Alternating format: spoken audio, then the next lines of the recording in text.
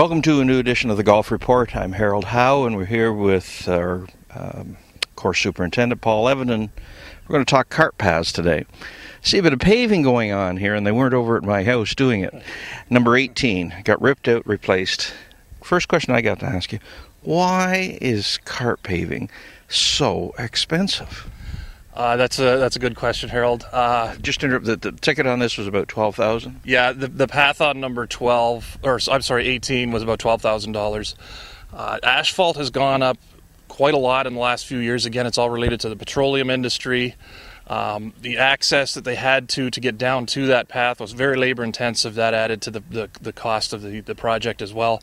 As well, we did an extremely good job with a base preparation in it, which is absolutely critical to the success of the cart path. So that as well added to the final price of the project. And this path, among others, was terrible. It had deteriorated over time because of roots, frost, you name it. It was well past its due date. Yeah, that's correct. It was done many years ago. Again, it was not built to the way it should have been built. It was absolutely the worst cart path on the golf course, and as a finishing hole, I don't think it left a very good impression for anybody, members and guests alike. So, as I wrote in my blog last week, we've literally turned a sow's ear into a silk purse. All right. And the strategy for all the cart paths is a mixture of the red clay, I guess you call it, yes, and the pavement. How do we decide which is which? The red clay is an excellent product. We started with that last year. It works very well on level cart paths where we don't have a lot of runoff and washouts with thunderstorms.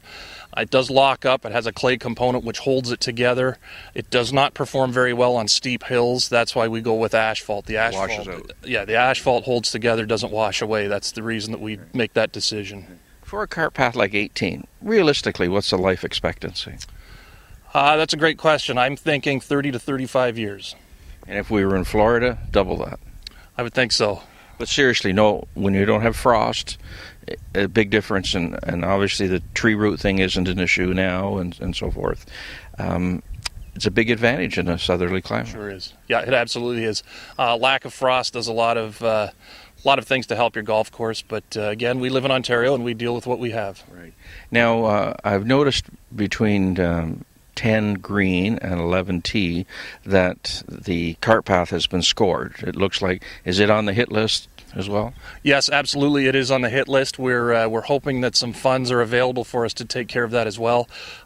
My staff have actually done the preparation for the install, which has saved us quite a bit of money in the actual project that we did on 18. We're hoping to do the same from number 10T to number 11T. Again, my staff would do the preparation, and the asphalt company would come in and lay the asphalt down. And will that be it for the year insofar as paving is concerned? There's also talk of doing number 8. As well. So again, we're hoping that the money does come available. We're sort of waiting at this point to see what happens. All right. Switching gears here, let's talk greens.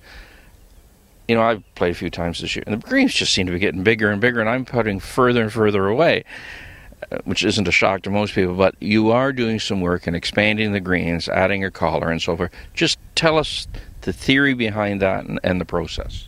Sure. The ultimate goal is to get a larger putting area, i.e. shorter cut turf than what we already have. It's a slower process than sodding and just carving it down. So what we've done, it's a several step process. We expand to where we want the new collar to be. We'll convert that large area at the back into collar, basically for this year. And then the next step is to convert most of that expansion back to green. So the greens will actually be getting bigger, not smaller. And the thought processes at one time, they were larger. Yeah, we believe that the shape of the greens were never designed to be ovals or round from many of the architects. So again, over time they've shrunk. We're now trying to reclaim those back to their original size and shape. All right. While we're on the subject of the greens, tell us just a little bit about the hand cutting of the greens. What we're supposed to be, or what we should expect from that. We're expecting great things, and we already are seeing great things, Harold. We have started hand cutting a few days a week. Again, April hasn't been a great month for growth. It's been very cold, so The times that we have cut, we have tried to do it with the walking mowers the best we can. The university students are here. They're now undergoing training to learn how to do that, do a good job. And we are expecting that the ball will roll a little truer, a little smoother, again with our top dressing program, our growth regulator, all the tools in the toolbox coming together now. We're looking at a much more consistent roll, I would say. And why does hand cutting be an improvement over the conventional method? Again, that's a great question. There's some really good technology out there for triplex mowers, but at this point we're feeling that the walker does provide a slightly better cut than a triplex mower. It takes a lot longer to cut greens with a walking mower. We have adjusted our start times on the weekends in the summer slightly to accommodate the fact that we are walking greens now. A triplex runs out in front of the first group and he just races in front of them. We've got 3 greens mowers who have to leapfrog in front. It's a logistical difference that we have to work with. All right. Let's talk fairways for a minute. My lawn is the poorest it's been. It's only a 4-year-old lawn. And is it because, it's not because I haven't made an effort, is it because we didn't have good ground cover through the winter? Is it because it's been a dry spring? Or I'm just unlucky? No, I think you'll see most of the turf was pretty peaked through the month of April. Again, you see it here too? Oh, absolutely. We had a really big bang in March, but the month of April, again, we've had sub-zero temperatures. We have frost delays almost every morning. The turf is cold. It's not responding to fertilizer. It was very dry, became droughty. It was great for playing conditions, but the turf was just sort of puttering along. It really hadn't gotten itself into gear.